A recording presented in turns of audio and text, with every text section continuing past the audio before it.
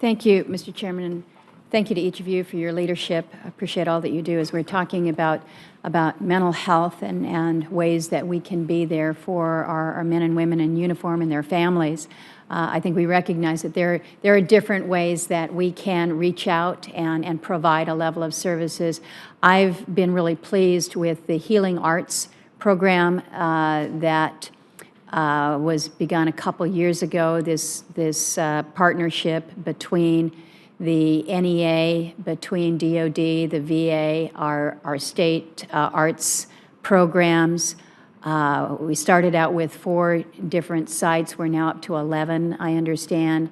But not only has this proven to be a way for those who are dealing with PTSD and other forms of trauma through expression, perhaps not verbal, but to express in different ways. I think we're seeing some very positive results. And the other thing that we're seeing is the support from the community in a way where they feel that they can help with those who have dealt with this level of trauma to bring the community into the healing process. My observation has been that this has been very good. So I bring that to the attention of the committee because I think it is an important part of how we deal with so many of the issues associated with mental and behavioral health. General West, I want to speak today about the concerns that we have with Bassett Army Community Hospital and whether they will be prepared to address the influx of airmen and military families that will be coming to Eielson in the 2020 timeframe with the bed down of the F-35. We're very excited about this. When the Air Force stands up a new mission, it creates a site activation task force to assess the readiness of a base to receive the new mission. And my understanding is that last year, the task force scored healthcare as a red item. Now, I think that may have been upgraded to yellow. I hope so. But my question is whether Army medicine is prepared to commit the necessary resources to ensure that the availability of health care does not impede the timely arrival of the F-35 squadrons there at Eielson, and whether you see any gaps that we need to address as we prepare for that influx.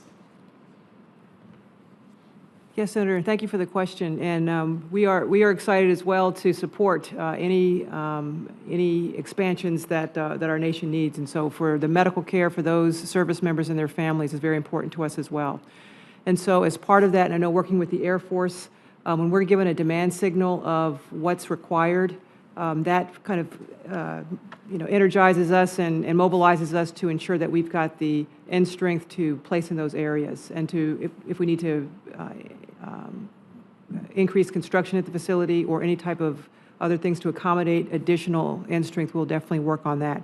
We saw some gaps, and we have a team that actually looks at, what, based upon the patient mix, patient population, what types of skill sets, what services need to be provided. So we do have a team that looks at that and has a methodical way of increasing the capability based upon the requirements. And that's how we place our providers and our capabilities at each one of our facilities. Some of the things that we were seeing that may be an area is the ENT physicians, and so we're looking at what's the local facilities can provide, and if there's any lack of capability there, then those are things that we might have a uniformed person, established there, since there's not an off-post alternative. And so our teams are looking for that, and we are committed to make sure that we have those gaps identified and then mitigation strategies to fill those gaps. Well, and I appreciate that. I also recognize that we can have real challenges when it comes to recruiting the healthcare professionals up into the region. On the civilian side, as you know, it is an issue.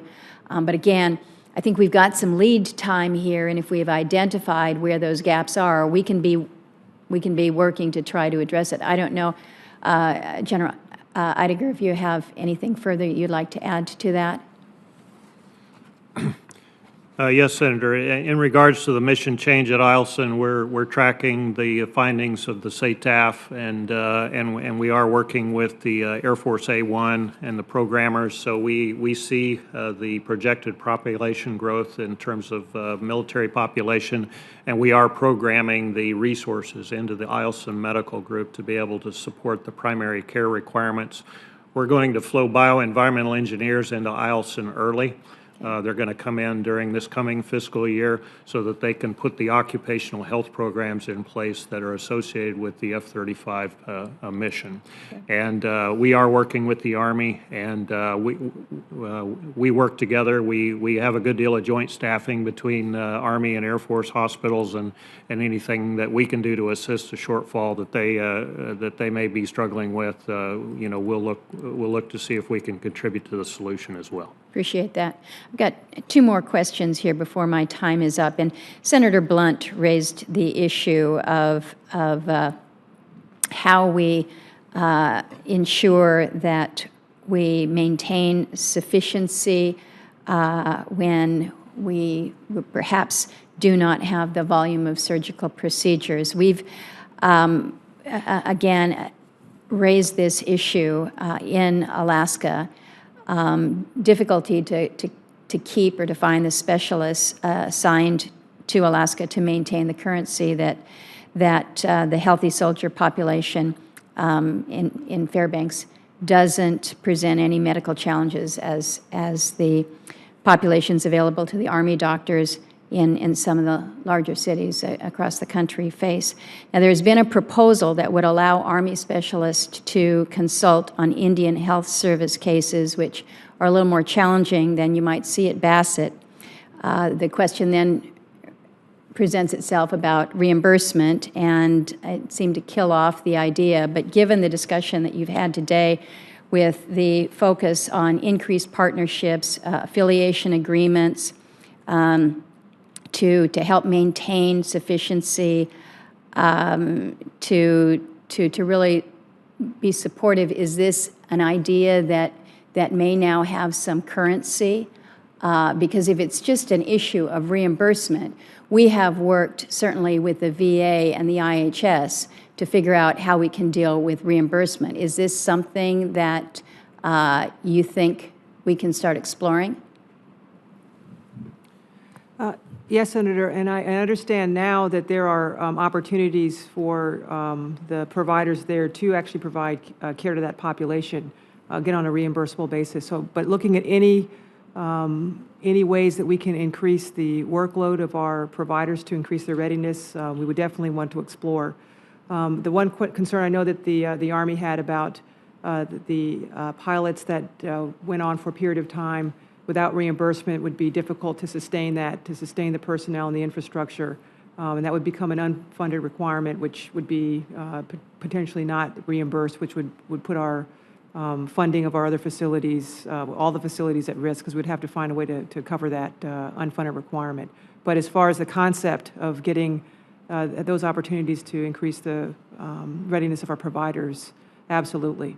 Well, I think it's worthy of a further exploration. Mr. Chairman, you have indicated your support for the peer-reviewed medical research program at every one of these hearings. I bring up the issue of ALS and the recognition that ALS has been designated as a service-connected disease. Our military veterans are twice as likely to develop ALS as those who have not served in the military.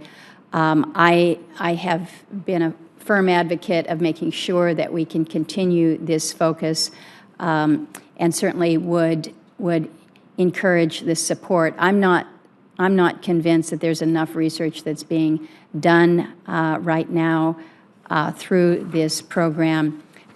If you disagree with me, I'd like to know why you feel confident that we're making some headway, but would hope that we would continue to have the level of support focused on this very, very, very difficult disease.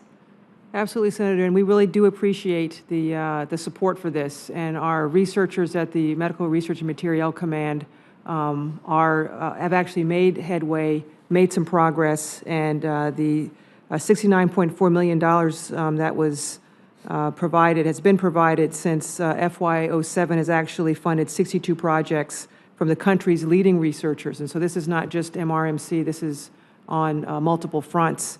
And with NIH, and that we've actually have 4 drug candidates which have advanced, progressed to industry-backed advanced drug development. So I believe that there is some good news and promising results coming out of this. And again, the relevance to the military, as you mentioned, ma'am, is that it's 60% higher rate than in our, those that have served that have not. And in our Gulf War period, veterans have shown twice as likely to have ALS as not. And we don't know the reasons why, but that's, I think, why this research is still important. So we do appreciate it, Senator, that you've been really advocating for that. Thank you for your continued focus. And again, thank you all for your service. Thank you, Mr. Chairman.